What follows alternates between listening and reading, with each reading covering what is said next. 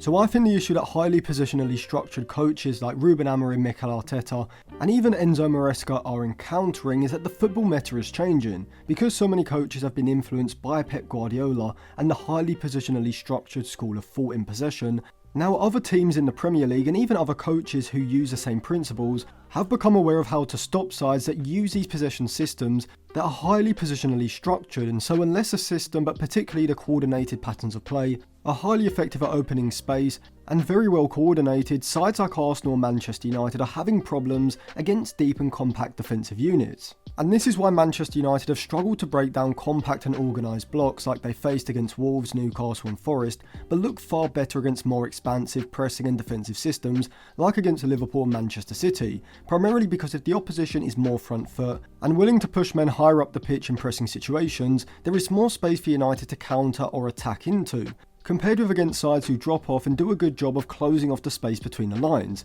So what is the solution? Well, I think coaches like Amorim and Arteta can start to look at Hansi Flick's Barcelona as a way of evolving their possession system. Now before I break down how, a quick reminder, I do have an in-game Instagram group chat where we do have discussions and analysis throughout all the Manchester United games, as well as a Q&A at the start and at the end of the week. I've also got unreleased videos and articles on my Patreon as well, so I'll leave that linked in all the usual places. So I think Amorim needs to start developing more coordinated patterns of play, particularly in the opposition half, that drag players out of the opposition's defensive and midfield lines in order to create space for third man runs, or adopt a more relationist approach where players have a lot more individual freedom to roam, and I'm going to cover the latter in a separate video, but in this video we're going to be focused on coordinated patterns of play, using Barcelona's game against Real Madrid as an example. See, against deeper defensive blocks like what United faced during periods of the game against Arsenal, we see Amorim's 3-2-5 possession shape set up with Bruno Fernandes and Garnacho in the half spaces, ahead of Mainu and Agate, with Hoyle in the centre forward at the top of that central pentagon shape.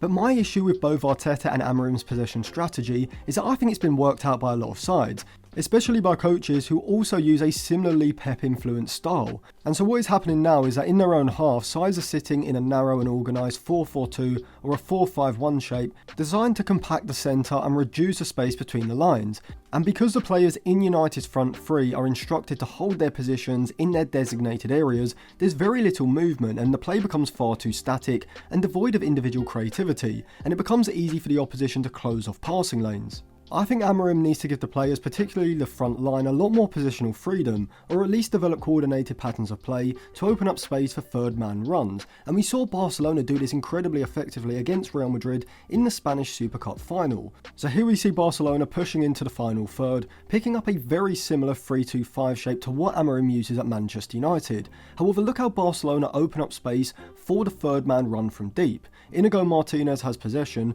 and you can see Rodrigo has tracked the run of Balde, giving Real Madrid what resembles a back 5-5v5 against a Barcelona front 5, with Lucas Vazquez man-to-man pressing Rafinha. If you look in the midfield line, however, you can see Pedri is pushing up between the lines, in behind the Real Madrid midfield line, ready to break in as the 3-man or the 6th man in this front line, looking to move into the space. And because of this man-to-man pressing, when Rafinha checks his run and moves towards the ball, Lucas Vazquez is pulled out of that back line, wherefrom Pedri takes this as a cue to make a run ahead of Rafinha's deeper movement. And because Madrid are 5v5 at the back, Lewandowski's central position is pinning Tchouaméni central, so he can't move across to close off that space. And so Barcelona are able to work the ball into Pedri, with Rafinha providing a subtle flick around the corner, and now Pedri has possession inside the Real box. That particular move doesn't amount to anything, but for Lamine Yamal's goal, we once again see how effective these coordinated movements can be. As Pau Kubasi is shifting the ball out to Koundé on the right, you can see Barcelona